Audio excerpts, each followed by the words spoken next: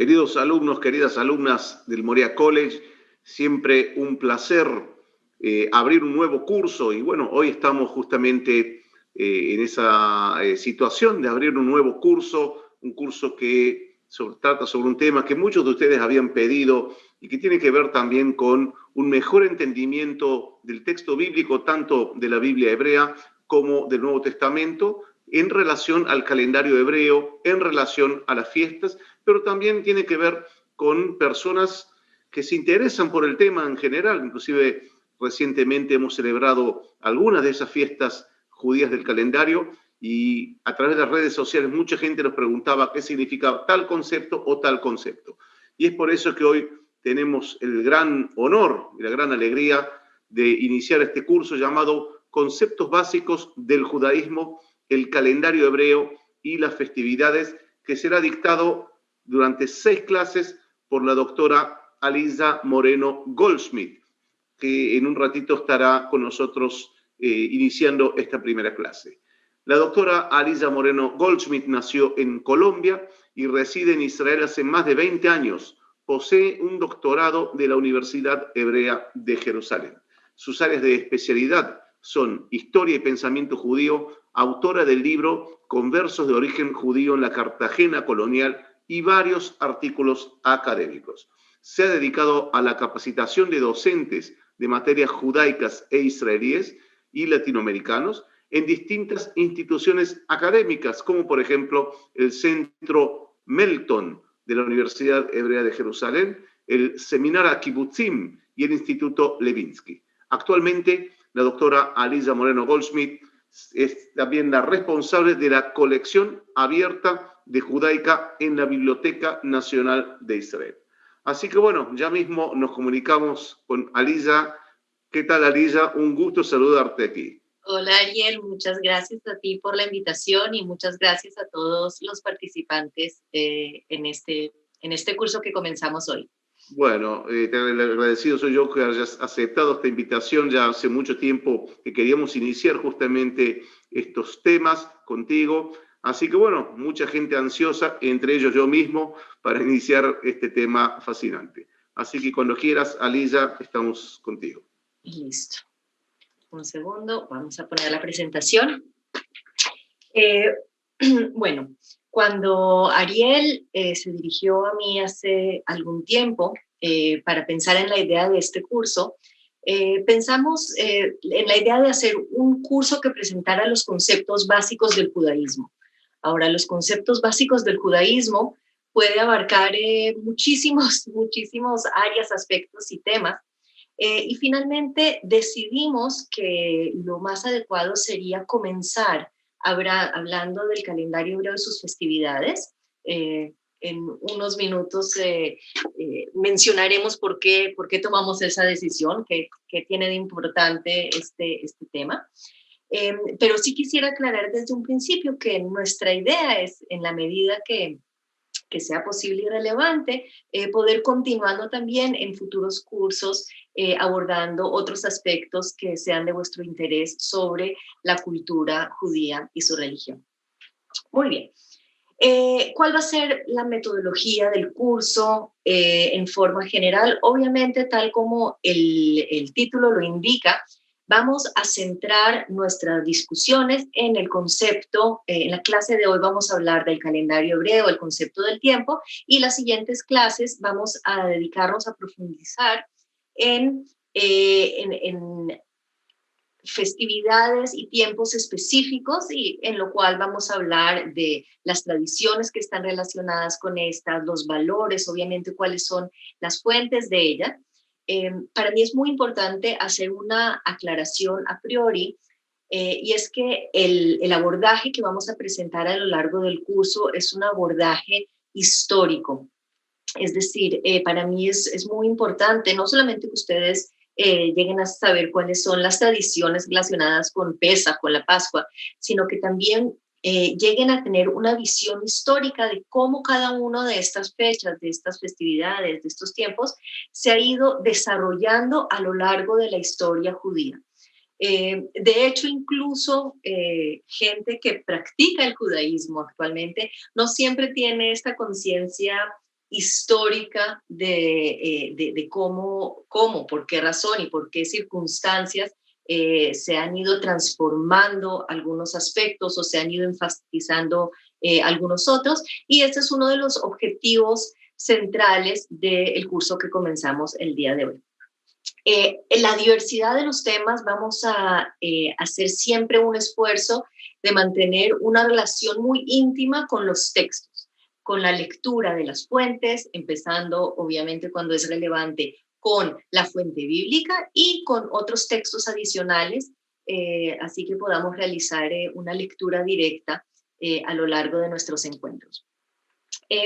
Ahora, el tema central que vamos a comenzar en un momento tiene que ver con las festividades, pero no cabe la menor duda que para poder comprender a cabalidad los distintos aspectos, los distintos valores y los distintos procesos, mientras estudiamos los diversos contenidos, también vamos a realizar y a aclarar una variedad de conceptos, estructuras de cómo se fue desarrollando el judaísmo como civilización, algunos términos básicos que no son conocidos. Estudiaremos no solamente costumbres, también estudiaremos un poquito de historia, incluso tal vez una que otra palabra en hebreo, que para poder...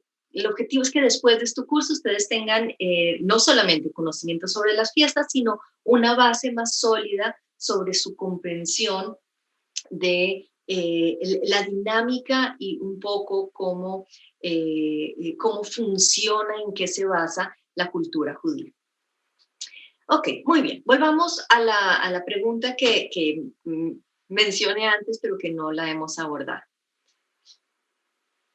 ¿Por qué vamos a comenzar un curso sobre los conceptos básicos del judaísmo con el tema del calendario y las festividades?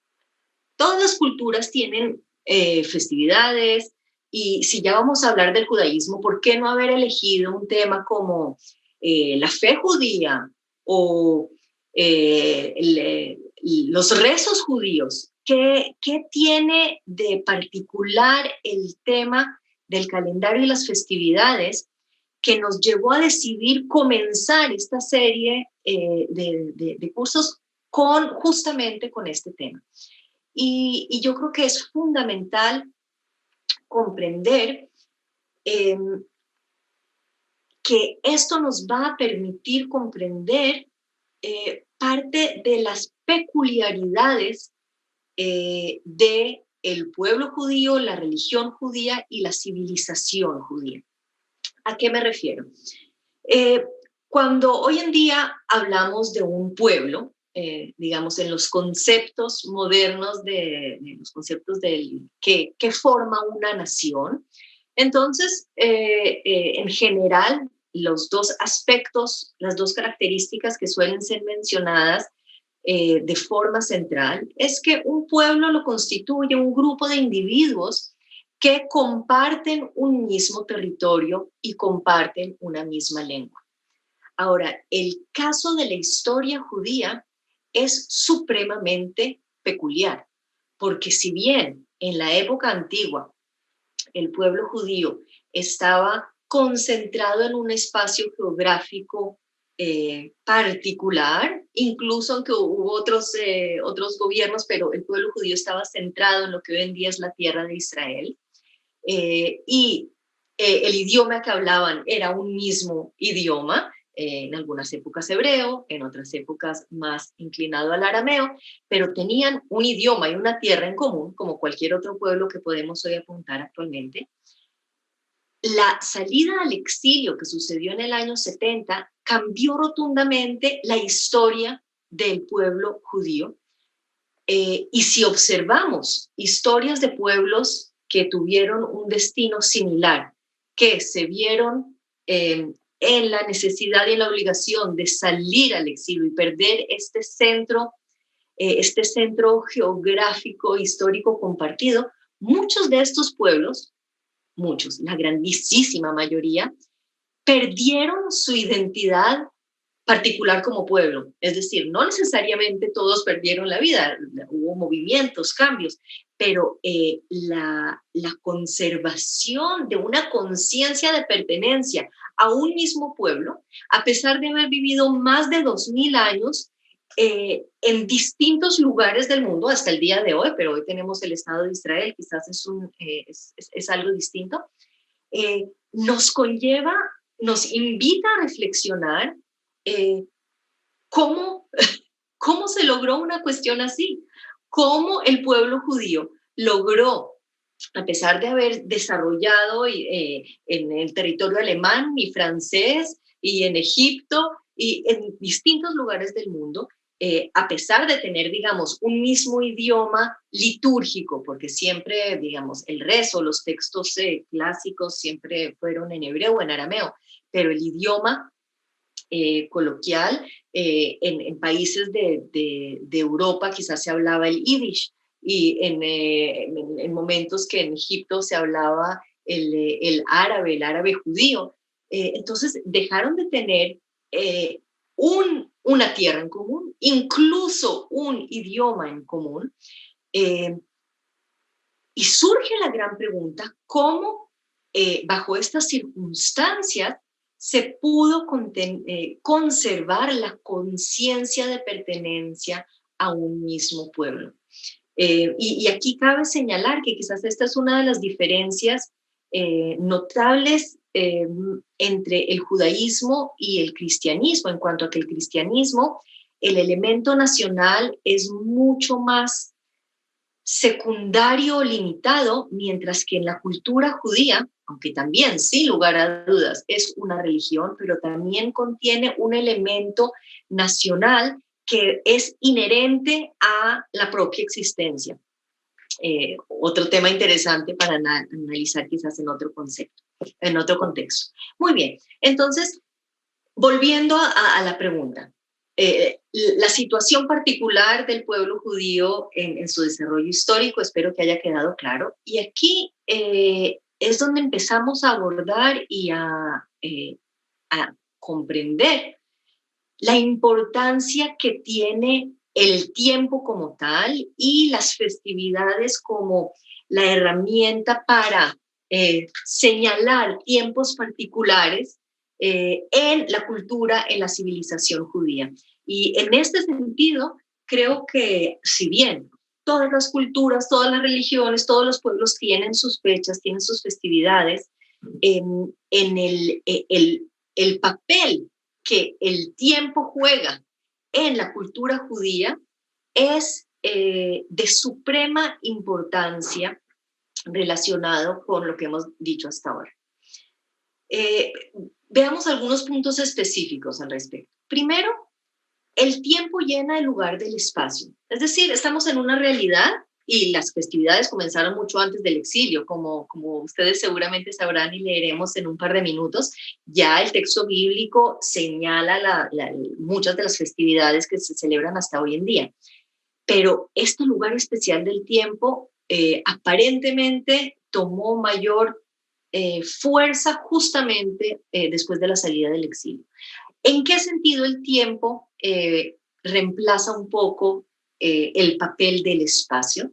Si dijimos que lo que conforma un pueblo es compartir un mismo espacio geográfico, un mismo idioma, los judíos que vivieron a lo largo de 2000 años esparcidos en distintos enclaves del mundo, no compartían una tierra, pero compartían los tiempos.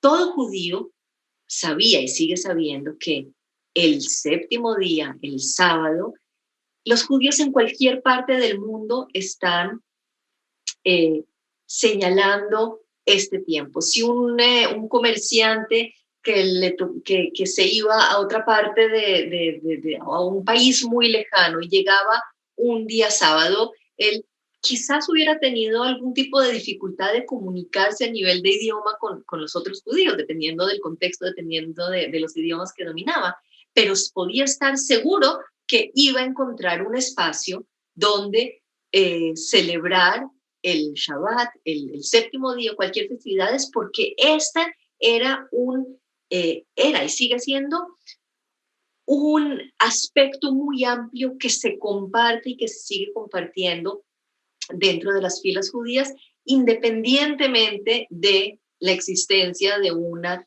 tierra en común o no. Segundo, la cuestión de la memoria histórica. Otro aspecto que no mencionamos, pero que también forma parte de las características que conforman a un pueblo, es tener una historia en común.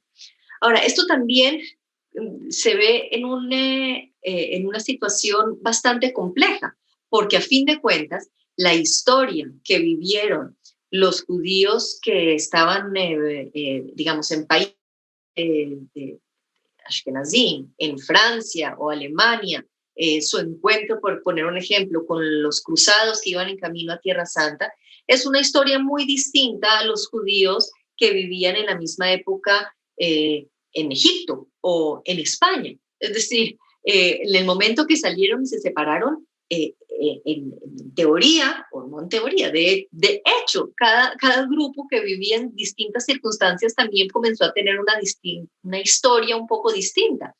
Pero uno de los factores que fue conservado a lo largo de estos años de la historia judía es la conciencia de pertenecer a una misma historia. Ahora, no cabe la menor duda que sigue existiendo una historia en común que se remonta a la época donde compartían un mismo espacio geográfico, es decir, la historia antigua viene a formar parte de lo que va a ser la historia compartida en la memoria colectiva del pueblo judío. Ahora, las festividades, tal como vamos a ver en muchos casos, que veremos en varias de las festividades que estudiaremos a lo largo de nuestro curso, muchas de estas festividades vienen a recordarnos algún episodio histórico, bien sea la festividad de Purim, donde se recuerda el episodio cuando los judíos se salvaron en Persia, o bien sea la historia de Hanukkah, que recuerda cuando los judíos lucharon en la época del dominio griego en la tierra de Israel. Etcétera, etcétera. Vamos a ir viendo que muchas de estas festividades tienen un elemento histórico y fue a través de ellas donde también se logró conservar esta conciencia de pertenencia al tener una historia compartida a pesar de las circunstancias en las que se vivía. Y tercero, lo cual es bastante interesante, durante larguísimos años el pueblo judío, o no todos, porque casi a lo largo de todos los tiempos siempre hubo alguna presencia judía en la tierra de Israel, pero a nivel numérico durante largas épocas fue una presencia muy pequeña y limitada. Pero la relación emotiva, espiritual con la tierra de Israel siempre se conservó a pesar de la larguísima estadía del pueblo judío en la diáspora y en distintos enclaves del mundo. Y las festividades, tal como veremos, muchas de estas tienen un elemento que nos viene a recordar cómo se celebraba en Israel, en la tierra de Israel, qué costumbres relacionadas con la tierra o qué costumbres que estaban relacionadas con la existencia del Templo de Jerusalén, que ya no existe hace más de 2000 años. Y entonces vemos cómo las festividades son realmente, además de una ocasión para vivir una experiencia espiritual, también han sido una herramienta fundamental para conservar la identidad judía a lo largo de la historia. Y esta es quizás una de las principales razones por las cuales las festividades, de entre tantas costumbres, leyes y tradiciones que existen dentro del judaísmo, estas que tienen que ver con las festividades son conservadas en un lugar muy especial. Y quizás uno de los ejemplos o de las manifestaciones más claras de esto es que en la actualidad, en el mundo actual, no todos los judíos son ortodoxos o conservan la religión. Muchos de los judíos se definen a sí mismos como laicos, muchas de las tradiciones no las conservan, incluso tal vez no tienen conocimientos en profundidad, pero entre las tradiciones que son conocidas y conservadas por una proporción altísima de los individuos que conforman el pueblo judío, tienen que ver con las festividades. Es decir, puede que un individuo judío laico no sepa muy bien cuáles son los rezos, cuántas veces al día se rezan, o cuáles son los textos o los salmos que se dicen cuándo o qué, pero la grandísima o quizás la totalidad va a saber qué es Rosh Hashanah, el Año Nuevo, va a saber qué es Pesach, qué es la Pascua, y aunque no tenga un compromiso religioso, se va a reunir con la familia la noche del Seder. Y es supremamente interesante porque aquí vemos cómo es las festividades que sin lugar a dudas comenzaron y siguen siendo elementos religiosos, llegaron a convertirse hasta el día de hoy en características culturales fundamentales del pueblo judío. Y en este sentido consideramos que hablar de las festividades judías del calendario hebreo es una excelente puerta de entrada para empezar a conocer lo que es la tradición y los principios y los valores del pueblo judío. Muy bien, comencemos después de esta introducción con nuestro tema de hoy, el calendario hebreo. Antes de hablar del calendario hebreo, para poder comprender un poco en qué consiste, quiero hacer una pequeña mención de otros calendarios que, si bien son a nivel cronológico histórico posteriores al calendario hebreo, pero que son quizás uno, sin lugar a dudas, el más conocido por todos nosotros, y otro que nos va a ayudar a comprender un poco cómo es la estructura del calendario hebreo.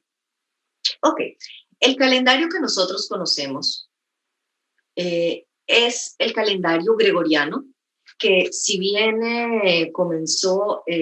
se estableció en 1582 por el Papa Gregorio XIII, está basado en el calendario juliano, que se remonta a la época del Imperio Romano. Y nosotros todos vivimos de acuerdo a este calendario, así que es muy conocido para todos. Pero comprendamos cómo funciona, aunque ustedes ya deben tener claro estos conceptos, pero volvamos a mencionarlos. La base del calendario gregoriano es el año. Esta va a ser la base fundamental. Es decir, ¿qué es un año? Es el tiempo que le toma a el globo terráqueo dar una vuelta alrededor del Sol, ¿ok? Y por lo tanto, por ejemplo, todas las estaciones del año en los meses van a caer en los mismos meses, va a ser la misma estación del año, porque todo va en relación con el Sol. Ahora, el tiempo que le coge a la Tierra dar una vuelta alrededor del Sol son 364.2 días. Nosotros sabemos, conocemos bien el número de 365 días al año, pero en realidad el tiempo que toma es un poquito menos. Entonces existe un pequeño desfase, razón por la cual se añade el mes bisiesto, ¿ok? Para que no exista este desfase y que realmente se puede hablar de un año de 365 días, que se dividen luego en 12 meses, se agrega el mes bisiesto, que, como todos ustedes saben, una vez cada 4 años, se agrega un día al mes de febrero, el 29 de febrero, que sucede una vez cada 4 años. Muy bien, este es el calendario generalmente conocido. Perdón. Muy bien, ahora hablemos del calendario musulmán. La base, si dijimos que el calendario gregoriano se basa en el sol, la base del calendario musulmán va a ser la luna. ¿Qué quiere decir? El tiempo que le toma a la luna dar una vuelta completa alrededor del globo terráqueo, de la Tierra. Este va a ser el mes, es decir, que si la base del gregoriano es el año, la base del musulmán es el mes. El mes es la parte fundamental. Ahora, el tiempo que dura a la luna dar una vuelta alrededor de la Tierra es 29.5 días. Para nosotros, como bien sabemos, los meses del calendario gregoriano que conocemos son entre 30 y 31 días, salvo febrero, que es una cuestión aparte. Y entonces ya podemos comprender que si el tiempo que coge un mes de luna son menos de 30 días, entonces 12 meses de luna va a ser menos que un año del gregoriano. Y así es, hasta el día de hoy, en la cultura musulmana, que tienen 12 meses, el año musulmán es más corto. Entonces, ¿qué se puede ver, digamos, en la realidad en este calendario? Por un lado, el día del mes se puede ver a través de la aparición de la luna. Es decir, si vemos luna llena, va a ser siempre el 15 del mes lunar. Lunar es algo que en el gregoriano, cuando vemos la luna, eso no nos dice absolutamente nada. Y lo segundo es que como los meses son más cortos y hay un desfase con el movimiento del sol, entonces las festividades del mundo, de la cultura musulmana, no caen siempre en la misma estación del año. Por ejemplo, el mes de ayuno del Ramadán, un año les puede caer en invierno y el año entrante va a caer más hacia otoño y el año siguiente en otoño, bueno, 11 días es el desfase, cada vez un poco menos. Entonces no existe una relación entre las estaciones del año y las festividades según el calendario musulmán. ¿Ok?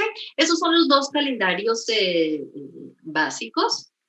No sé si básicos, pero que luego nos van a ayudar a comprender en qué consiste el calendario hebreo. Muy bien, vamos ahora a hablar, intentar definir qué es el calendario hebreo y cómo funciona.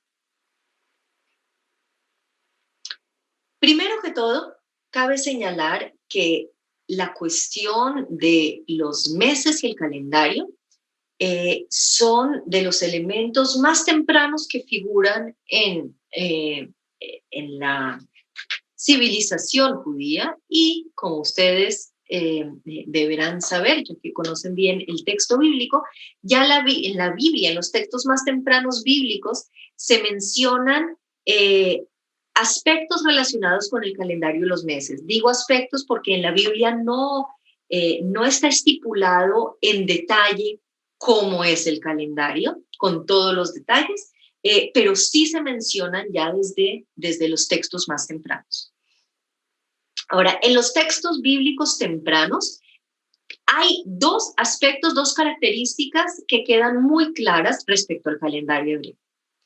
Primero, que la estructura básica del calendario hebreo es lunar, como el calendario musulmán que explicamos antes. Ahora en un momento vamos a leer un texto bíblico para comprenderlo, para demostrar este punto. Y el segundo aspecto que también queda claro de la fuente bíblica es que necesariamente tiene que haber una correlación entre las festividades, que también algunas de estas ya son mencionadas en la Biblia, y las estaciones del año. Es decir, que no se puede permitir un desfase tal como funciona, como se observa en la cultura musulmana. Veamos ahora algunos textos para aclarar y demostrar estos dos puntos que acabamos de mencionar. Ok, el calendario es de carácter lunar. Vemos en Éxodo, cuando se relata sobre el nacimiento de Moisés, está escrito así en Éxodo 2, versículo 2. Quedó encinta la mujer, la mamá de Moisés, y dio a luz un hijo a Moisés. Vio que era hermoso y ella lo escondió durante 3 meses.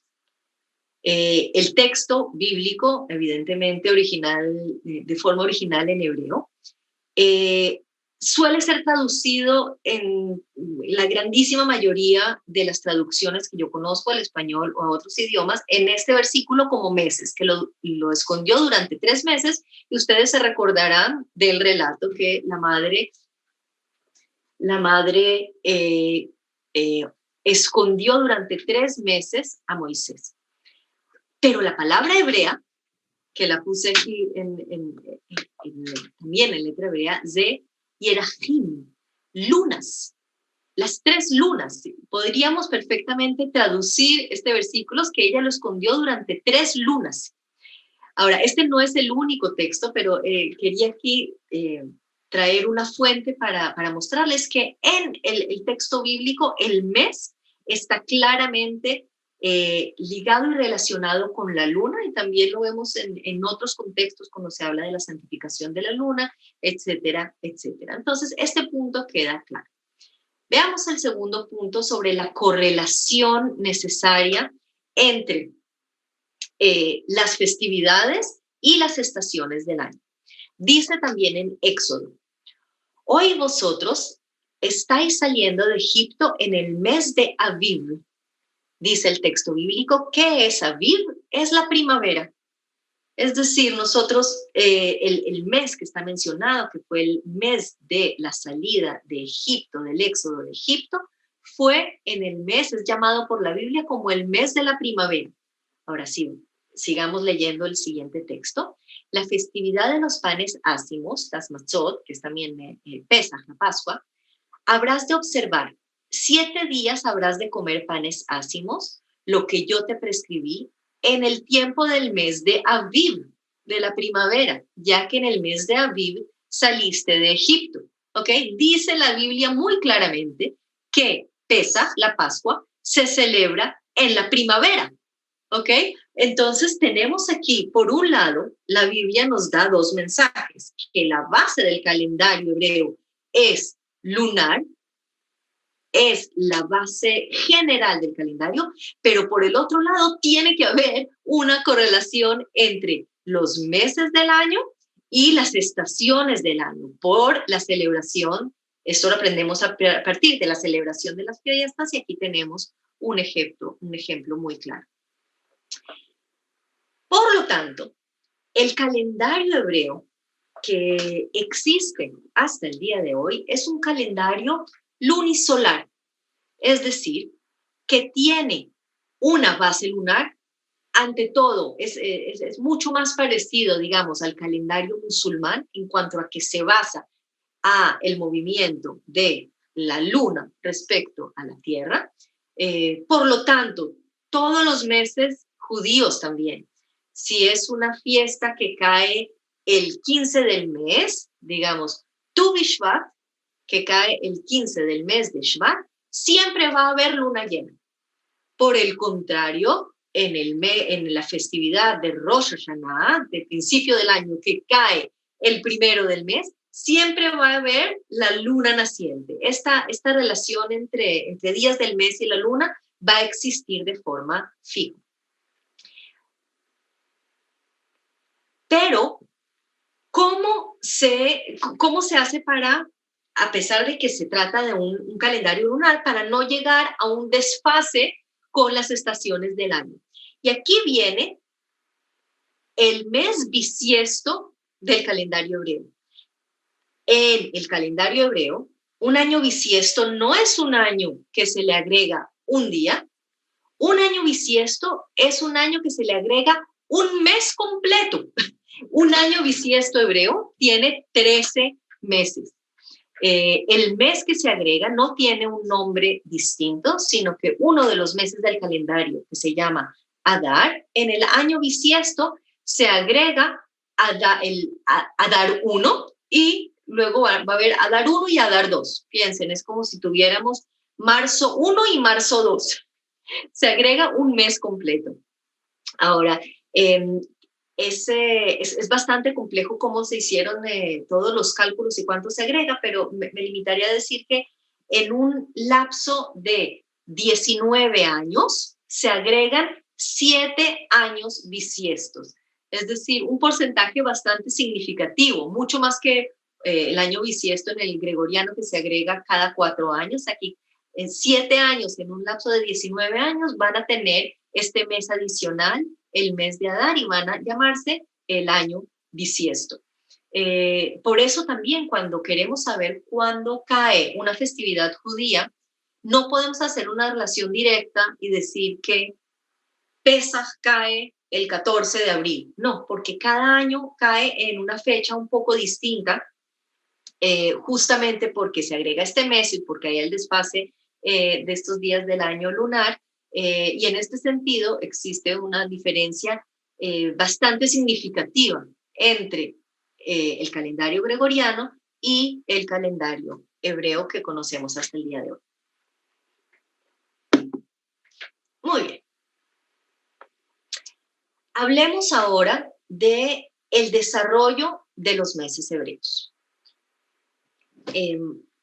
Como ya mencionamos antes, ya la Biblia hace referencia a festividades y a meses, y para aquellos de ustedes que tienen algunos conocimientos sobre los meses hebreos que conocemos hoy en día son meses con nombres como los del calendario gregoriano.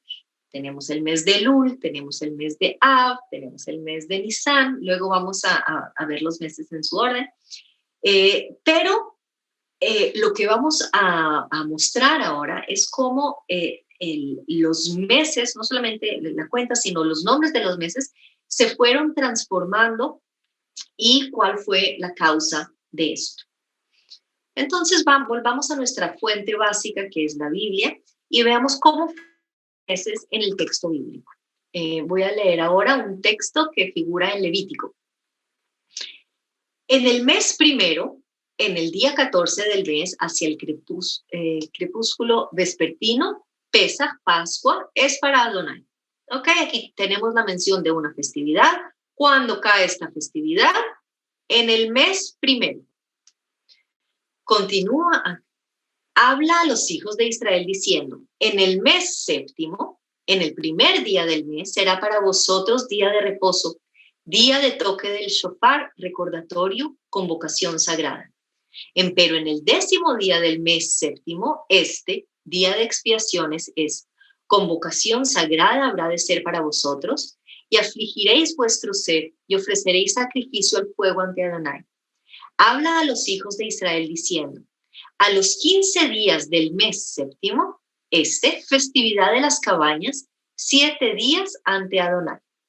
Ok, en este texto de Levítico que volveremos a mencionar a lo largo de nuestro curso porque hace referencia a varias de las festividades del calendario hebreo, primero vemos que hace mención a 4 festividades, solo para mencionarlo brevemente. La primera, el que cae en el mes primero, es la Pascua, Pesaj, como se dice en hebreo, y luego habla de 3 festividades en el mes séptimo. La primera es llamada el día del toque del shofar, que es lo que hoy en día conocemos como Rosh Hashanah. Cuando lleguemos a ese tema vamos a analizar por qué este cambio de nombre.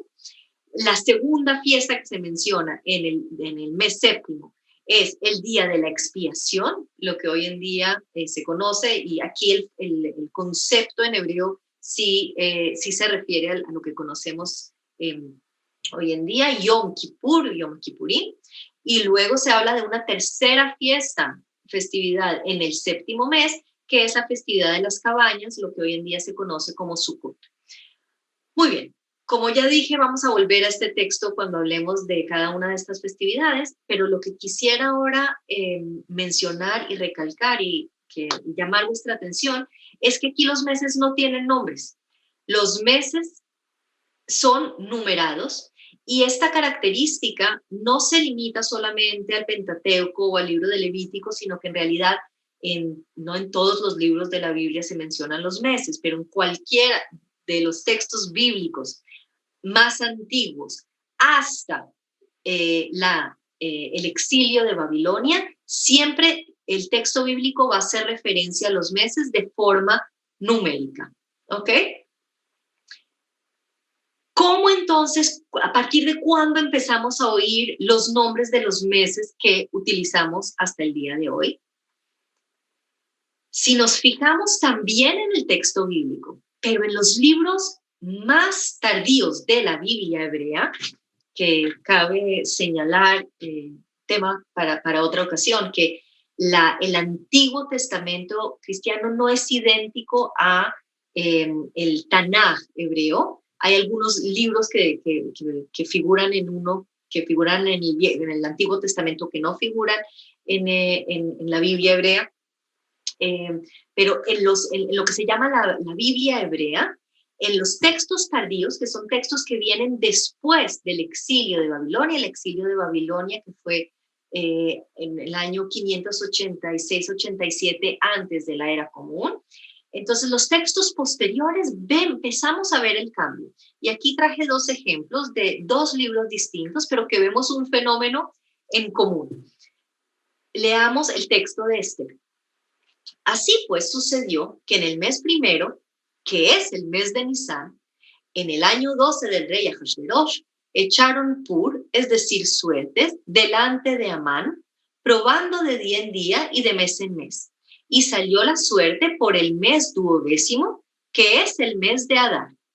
Lo que vemos aquí es que se menciona tanto la nomenclatura numérica como el nombre del mes que conoceremos posteriormente. No dicen solamente Nisan, no dicen solamente el primer mes, dicen el primer mes, que es el mes de Nisan, el duodécimo mes, que es el mes de Adar.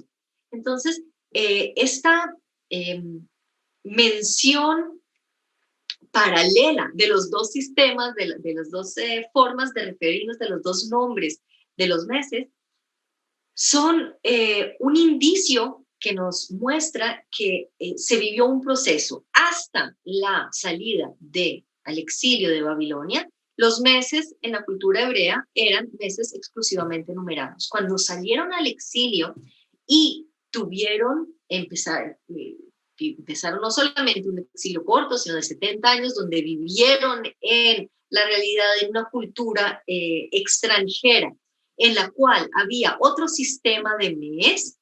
Entonces los judíos, muy posiblemente por necesidades prácticas, conocieron y vivían un poco según el calendario que funcionaba en la cultura de Mesopotamia, en la cultura babilónica. Ahora, es muy interesante si hacemos el paralelo con nuestros días, porque en la actualidad la gran mayoría de los judíos, por vivir en una sociedad occidental, incluso aquí en Israel, que se vive en un mundo global donde se está en contacto constante con el resto del mundo y de los países, principalmente países donde funciona el calendario gregoriano. Entonces, actualmente muchos de los judíos piensan, viven según el calendario gregoriano. Pueden hacer la prueba cuando se encuentren con algún amigo judío, pregúntenle cuál es su cumpleaños hebreo. Muy posiblemente muchos de ellos no sepan cuál es su calendario hebreo o no saben muy bien cuándo salen, y el que celebran es el calendario según la fecha gregoriana. Y esto es un proceso totalmente natural. Y es muy interesante porque en la época moderna, en ciertos círculos se hace referencia a este proceso de absorber, de interiorizar el calendario gregoriano como una manifestación de aculturización o de asimilación, pero es muy interesante ver que un proceso muy similar tuvo en épocas muy antiguas, en la época del exilio de Babilonia, donde el pueblo judío tuvo contacto con otro calendario y tuvo una influencia directa, y no vemos aquí nada negativo, por el contrario, este diálogo constante con distintas culturas, y mucho más después de la salida de la diáspora, es lo que vamos a ver que que forma parte inseparable de la civilización y de la cultura judía. No leímos el segundo ejemplo que traje, que demuestra también algo muy similar en el libro de Zacarías. Y sucedió que en el año cuarto del rey Darío vino la palabra del Señor a Zacarías el cuarto día del mes noveno en Kislev. ¿Ok? Otra vez vemos aquí también que aparece el mes numerado y el nombre del mes, que luego van a ser conocidos como los nombres hebreos del calendario hebreo. Ahora, no todos los meses, no, los 12 nombres de los meses hebreos figuran en la Biblia, porque en ninguna parte son mencionados sistemáticamente los 12 meses. Como vimos en estos dos ejemplos, los meses son mencionados a propósito de algún evento que haya sucedido en dichas fechas o que sea relevante. No cabe la menor duda que en este punto histórico es donde se consolida y se comienza a utilizar los nombres de los meses hebreos, y vemos que en textos posteriores, que no traje un ejemplo, pero muy pronto todos los textos judíos posteriores dejan de utilizar los meses numerados y pasan a la utilización exclusiva de los meses según los nombres. Ahora quiero mostrarles, un momento, quiero compartir una pantalla distinta. Muy bien. Ok, entonces mencionamos que esto sucedió en la época del exilio babilónico, y quiero mostrarles algo lo más de curioso.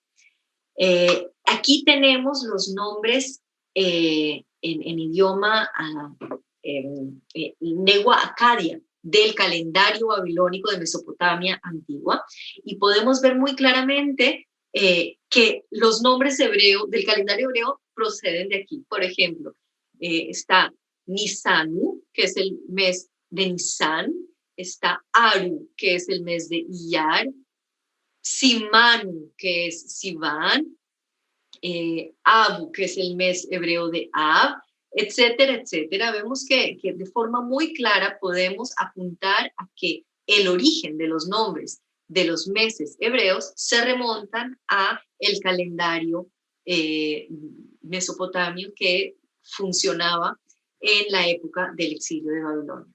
Algo interesante que vamos a volver a mencionar cuando hablemos del Año Nuevo Judío, de Rosh Hashanah, es que, tal como vimos ya en uno de los textos bíblicos que leímos, el primer mes en la Biblia es el mes de Nisan, es el mes cuando fue el exilio, el éxodo de Egipto, y es considerado a nivel bíblico como el primer mes. Pero el Año Nuevo Judío no se celebra en la Pascua, no se celebra en Nisan, se celebra en Rosh Hashanah, en el séptimo mes, si hablamos de los numerados.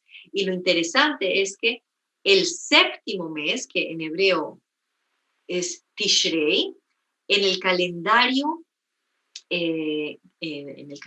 que funcionaba en Babilonia, Tisritum, el significado era el principio, el mes del principio. Entonces vemos aquí que también no solamente a nivel de los nombres, sino que también vemos una influencia a nivel conceptual que es supremamente interesante. Cuando abordemos en profundidad el tema del Año Nuevo Judío, podemos retomar y volveremos a mencionar sin lugar a dudas este tema. Muy bien, volvamos a nuestra presentación. Un momento, por favor.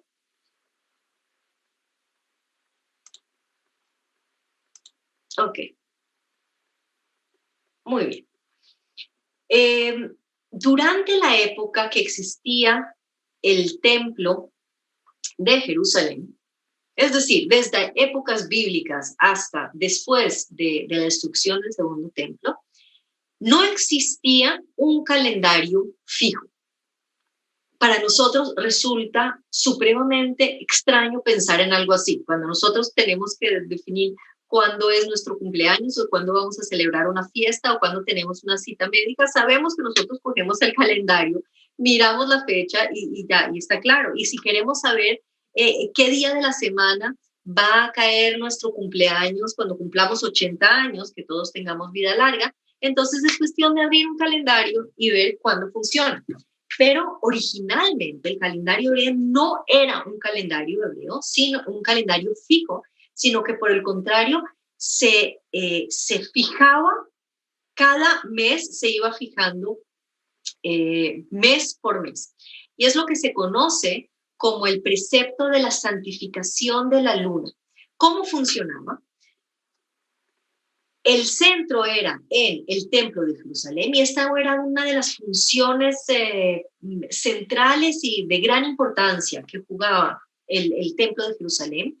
Tenía que esperarse que hubieran 2 testigos que hubieran visto la luna nueva. Cuando llegaban 2 testigos y daban testimonio de haberla visto, entonces se declaraba el comienzo del mes. No se podía saber a priori cuándo iba a ser el comienzo del mes, sino que cada mes y cada mes se fijaba cuándo empezaba el mes. Ahora, no puede ser, obviamente no puede ser, no es a lo largo de todo el mes que puede llegar a esta situación. Tal como vimos, el calendario lunar tiene 29.5 días, entonces, o que es ayer o que es hoy, o sea, es una, puede caer en distancia de 2 días distintos, pero esto tiene un efecto muy directo, y es que si se celebran festividades en fechas determinadas, entonces se está dependiendo de saber cuándo es el primero del mes para saber cuándo vamos a celebrar nuestra fecha, y lo cual constituía un desafío principalmente para aquellos que no vivían en Jerusalén, donde se fijaba el principio del mes. Y sobra recordar que no había ni WhatsApp, ni email, ni siquiera fax, ni teléfono. Entonces, era muy importante transmitir cuándo comenzaba el mes, y así se desarrolló un sistema de mensajeros y también un sistema de envío de mensaje para poder informar a todo el pueblo cuándo era el principio del mes. Sin embargo, después de la destrucción del segundo templo, y principalmente en la medida que el pueblo se fue difuminando en distintos lugares geográficos, y aquí cabe también mencionar que no fue con la destrucción del templo que todos los judíos dejaron la tierra de Israel. Eso fue un proceso de varios siglos, que se fue disminuyendo cada vez la comunidad judía en la tierra de Israel.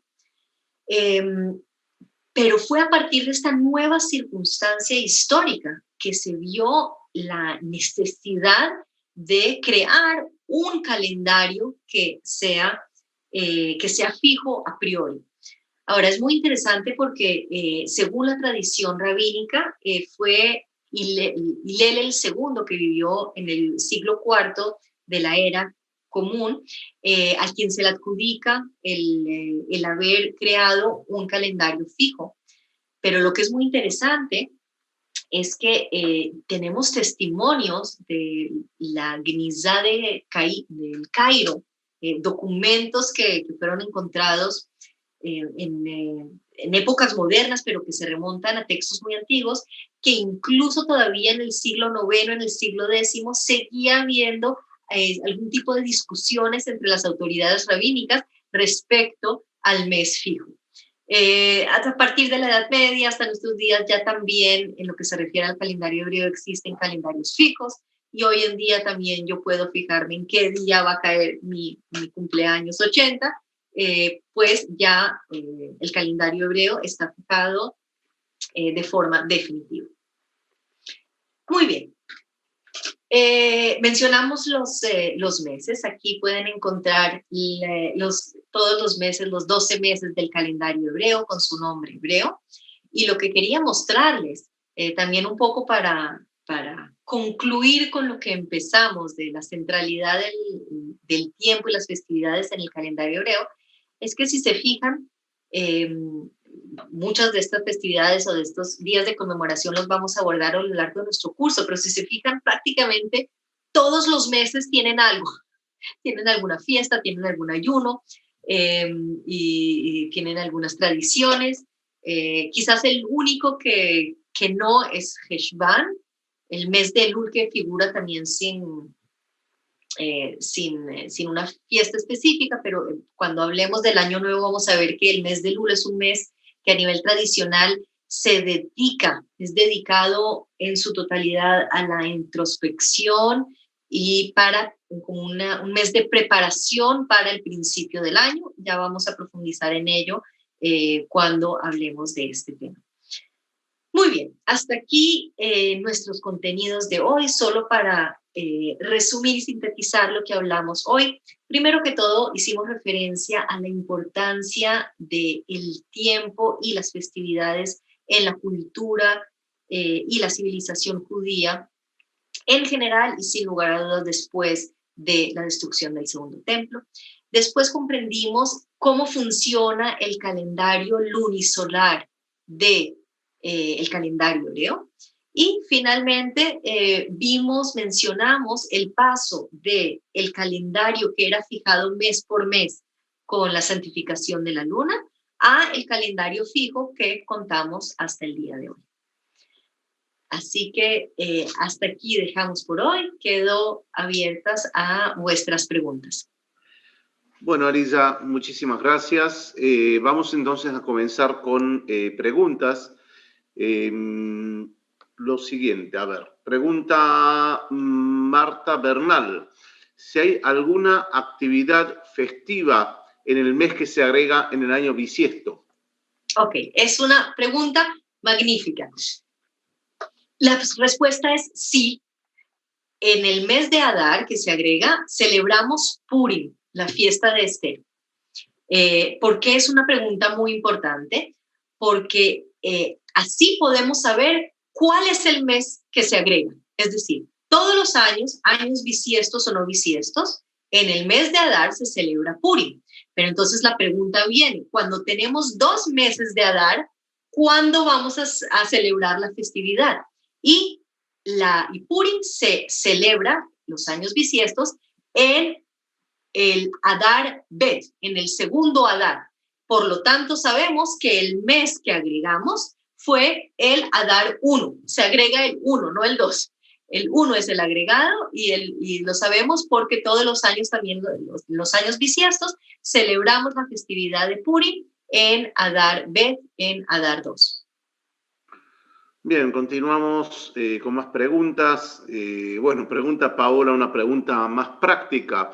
¿Cómo hacen con los cumpleaños? Si alguien, digamos, nació en un mes, lo que se llama bisiesto, en Adar Aleph, Adar Bet, etcétera, ¿cómo se celebra eso?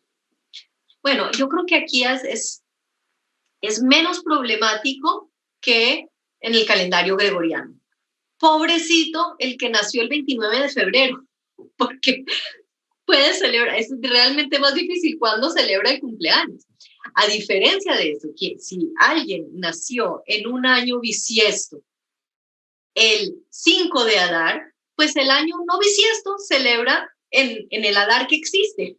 Y en el año bisiesto celebrará en el Adar 2. Así que no hay problema, a todos les celebramos el cumpleaños. Algunos se habían ilusionado de que son más jóvenes los que nacen en el año bisiesto, ¿no es cierto? Celebran cada tanto. Pero bueno, vamos con más preguntas. Aurora Inés López Mora pregunta, ¿por qué le cambiaron el nombre a la festividad Yom Teruah?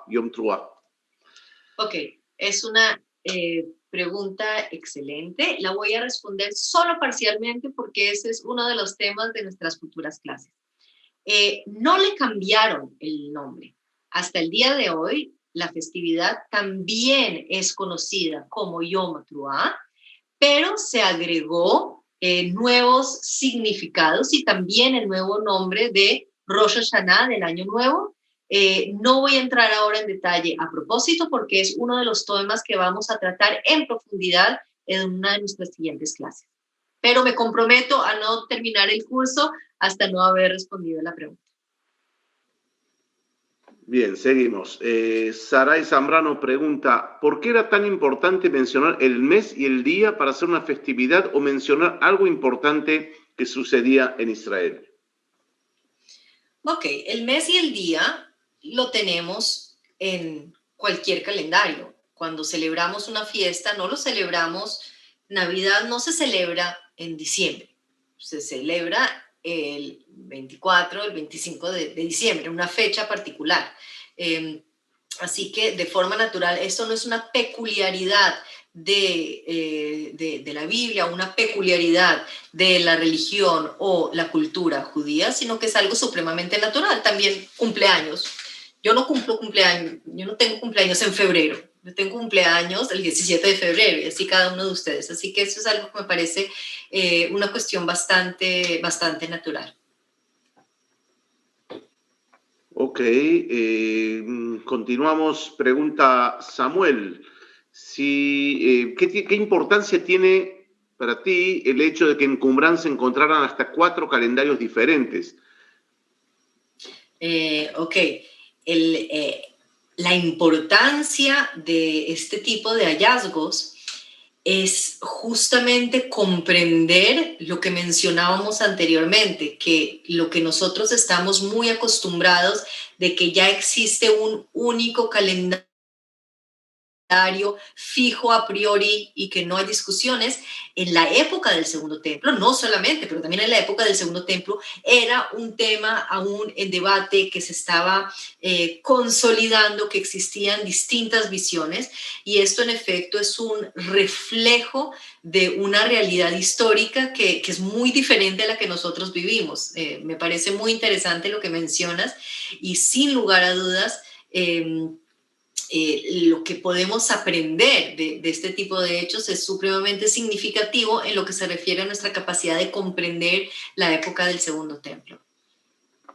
Bien, continuamos. Alisa pregunta, Oscar Keme, ¿es sagrado el calendario? Si es sagrado, ¿los nombres babilónicos son paganos?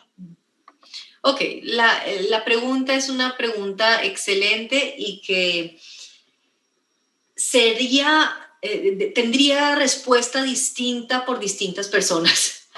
En grupos, y algo mencioné de esto anteriormente, en círculos más ortodoxos, en efecto se considera que los meses, no sé si lo más adecuado sería llamarlos sagrados, no sé si hay algo sagrado en el nombre mismo de los meses, pero sí existe un fervor muy grande de que el mundo judío se mantenga y se desarrolle única o exclusivamente según la forma tradicional, y la forma tradicional era los meses hebreos, y en este sentido se hace un esfuerzo activo, porque en la realidad, como ya mencionamos antes, el calendario gregoriano entra en muchos aspectos de nuestra vida y de cualquiera de los grupos.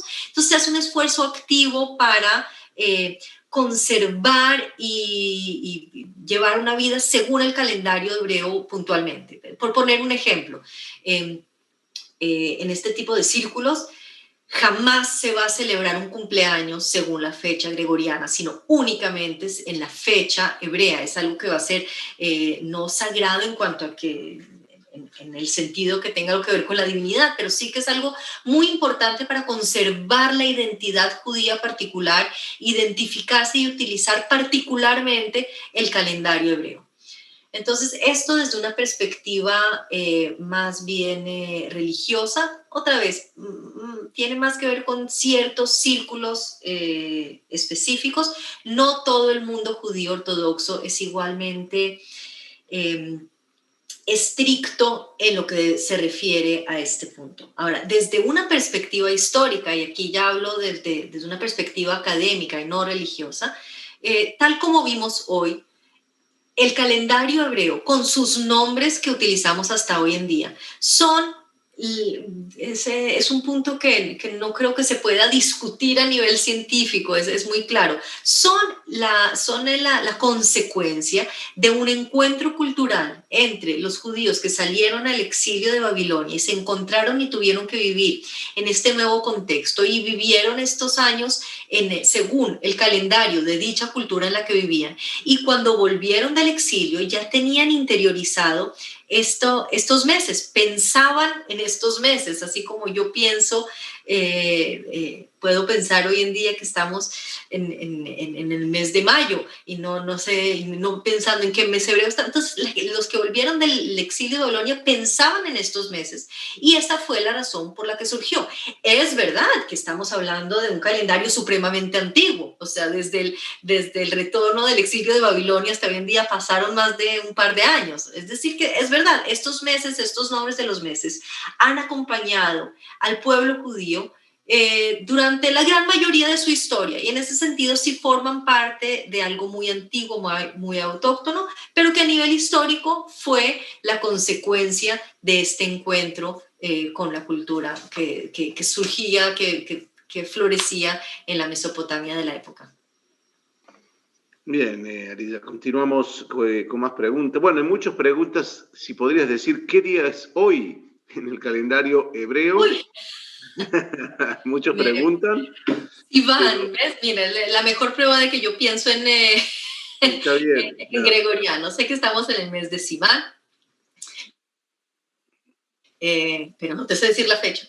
La Tal vez verdad, tú sabes, Ariel. yo siempre recomiendo mucho ver la serie Shtisel, no sé si la habrás visto, Alisa, que ellos, por ejemplo, son una familia ortodoxa, se manejan en el calendario hebreo. Todo se habla en calendario hebreo. Y así, y no es solo en la televisión, realmente en la sociedad ultraortodoxa, y no solamente ultraortodoxa, en gran parte de la sociedad ortodoxa, más en Israel que fuera de Israel, pero también, de verdad, se habla en términos del calendario hebreo. En ese sentido, confieso ser un poco asimilada al calendario gregoriano. Como la gran mayoría aquí en Israel. Pero bien, seguimos con más. Pregunta Rubén, si hay alguna otra cultura que siga este calendario lunisolar. Es una pregunta excelente. Digamos así, no sé si en la actualidad existen otras culturas que tengan un calendario similar. La verdad es que no sé, no estoy segura. Lo que sí te puedo decir es que el calendario que funcionaba en Babilonia, en la época que los judíos estaban en exilio, era un calendario lunisolar. Es decir, que la influencia aparentemente tuvo que ver no solamente con los nombres en sí, sino también con la forma de funcionar este tipo de calendario. Tal como vimos, ya existía una necesidad anterior, tal como lo vimos en los textos bíblicos, de que no hubiera un desfase entre los meses y las estaciones del año, pero en estas culturas que funcionaban aquí, en la zona geográfica cercana a Israel, también tenían calendarios similares, así que había también un tipo de interacción cultural en ese sentido. Pero en la actualidad, hasta donde yo sé, yo no conozco otra cultura que se rija por un calendario similar, pero no podría jurar que no existe. Ok. Pregunta Paola, ¿quién calcula este calendario? Que es algo un poquito difícil. Dice, es muy difícil. ¿Quién lo realiza? Ok, es muy difícil. Son unos cálculos que de verdad se necesitan, conocimientos de astronomía y de matemática muy desarrollados.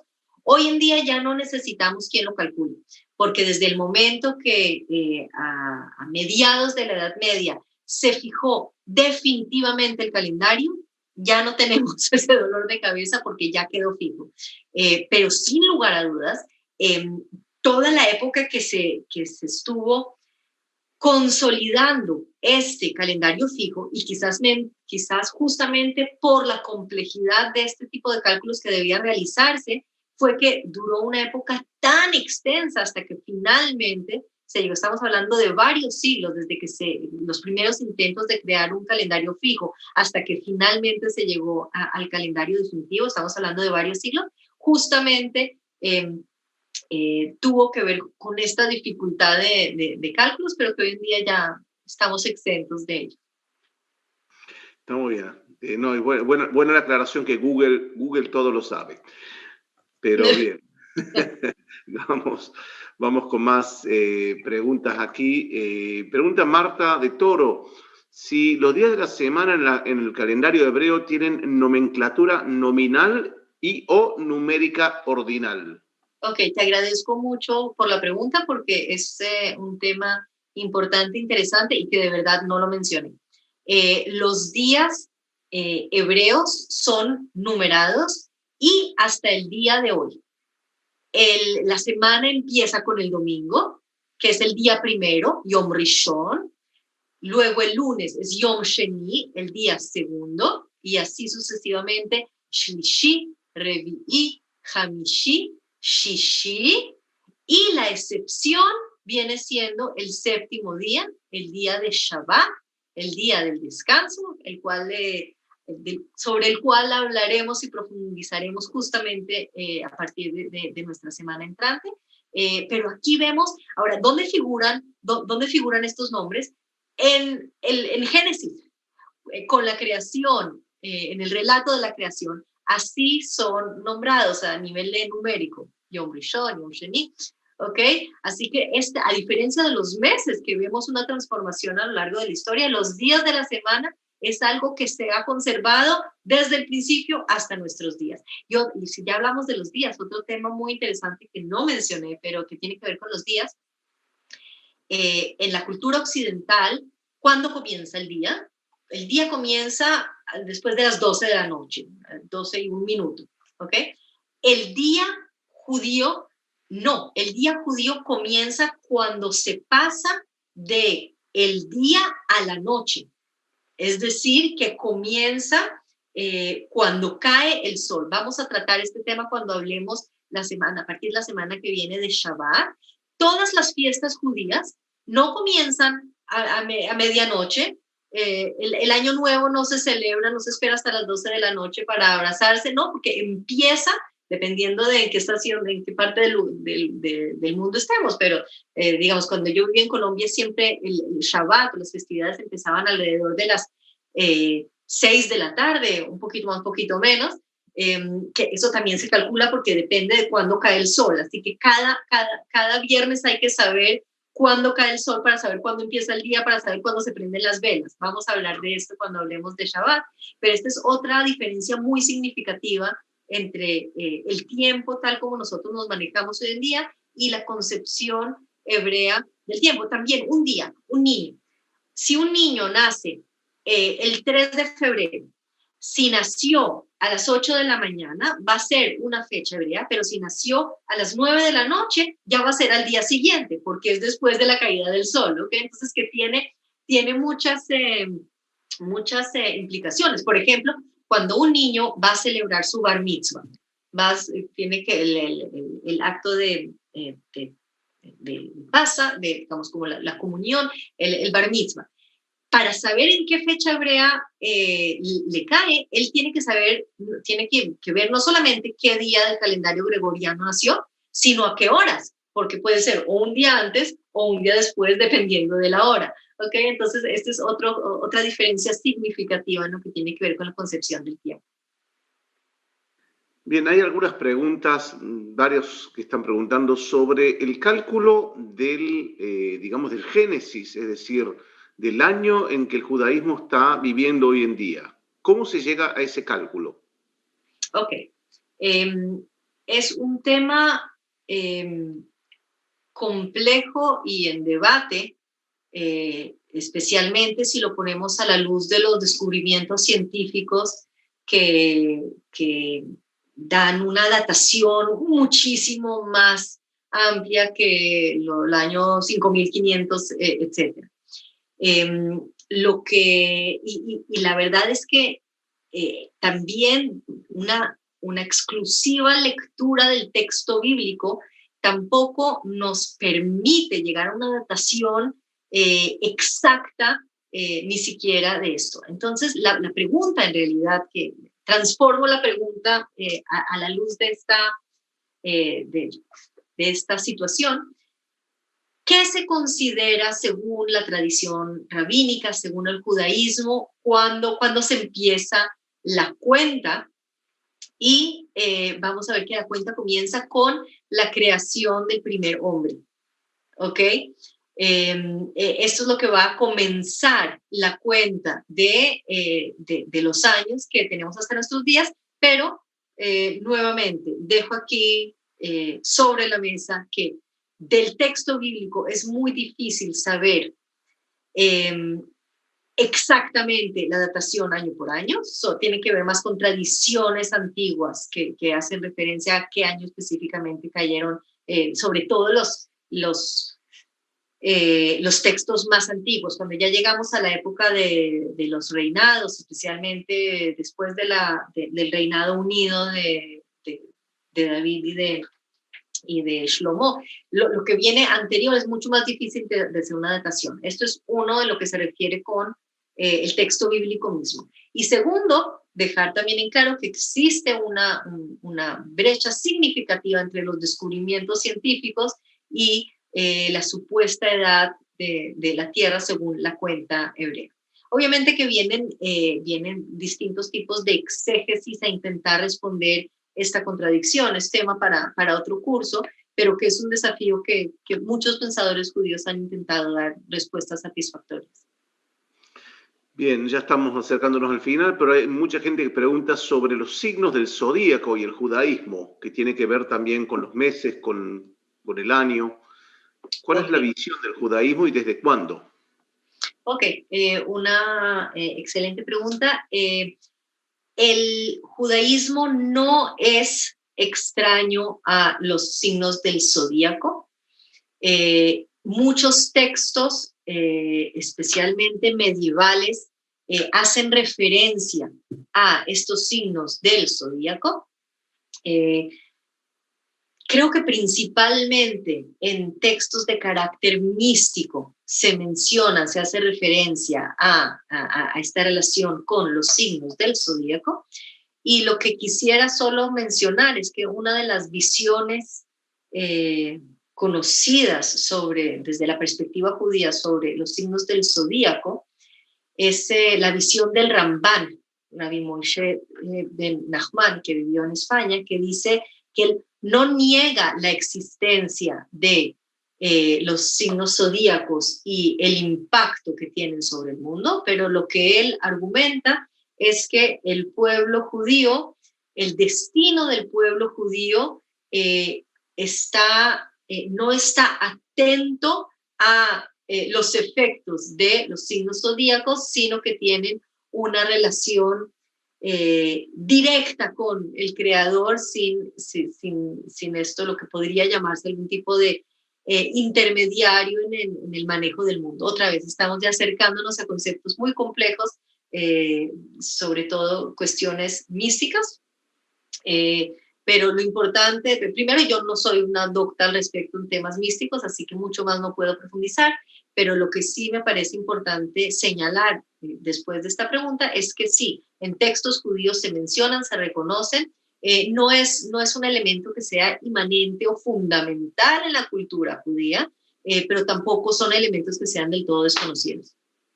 Solamente para agregar, Alicia, inclusive hay dos sinagogas aquí antiguas de la época bizantina en Tzipori, en Séforis, una sinagoga bellísima donde está en el centro, digamos, los signos del zodíaco, y en Tiberias, en Hamat Tveria también, donde adornaban también sinagogas los signos del zodíaco, solamente para reforzar que realmente no era ajeno el judaísmo en esa época. A propósito, vi algo que mencionaron aquí en el chat que me salió aquí. Sí. Me refería a propósito a Nachmanides, al Ramban. Alguien mencionó que era Maimónides, no, el Rambam es Maimónides, y lo que mencionaba antes sí me estaba refiriendo en efecto a Ramban. Ok, Nachmanides, bien, valió la aclaración. Una pregunta, tal vez un poco saliendo del tema, pero está relacionado, pregunta Juan y Hernández Mora, si existe relación entre las celebraciones que están asociadas a la agricultura, siembra, cosecha, y el calendario egipcio, que es agrícola. ¿El calendario hebreo recibió influencias en su formación mientras estuvo en Egipto? La pregunta me parece supremamente interesante. Tiendo a pensar que debió haber algún tipo de influencia. No sé si solamente solamente de la cultura egipcia, sino que en realidad cuando hablamos de la época antigua, la vida económica era una vida principalmente agrícola. Y esta realidad socioeconómica tuvo un impacto en todas las culturas de la zona y no solamente de la zona. Y en efecto, tal como vamos a ver, la grandísima mayoría de las festividades judías tienen un aspecto agrícola claro y por excelencia. Bueno, Lisa, hemos llegado al final. Hay, bueno, un montón de preguntas más todavía, pero vamos a dejar también la oportunidad que puedan elevar sus preguntas. Imagino también que mucha gente va a ver esta clase nuevamente o va a reflexionar y preguntas surgirán. Las pueden colocar en la plataforma, en el área de miembros, y Alisa estará de vez en cuando entrando para responder. Así que bueno, me queda nada más agradecerte por esta fantástica clase, este gran inicio de este curso. Y bueno, estamos ansiosos para la segunda clase la semana que viene. A ti y a todos ustedes por vuestra atención y vuestro interés, y ya ansiosa de volverlos a ver la semana entrante. Bueno, Lisa, muchas gracias y muchas gracias a todos por acompañarnos en esta clase en vivo. Un gran abrazo aquí desde Israel. Chao, chao. Chao. Hasta luego.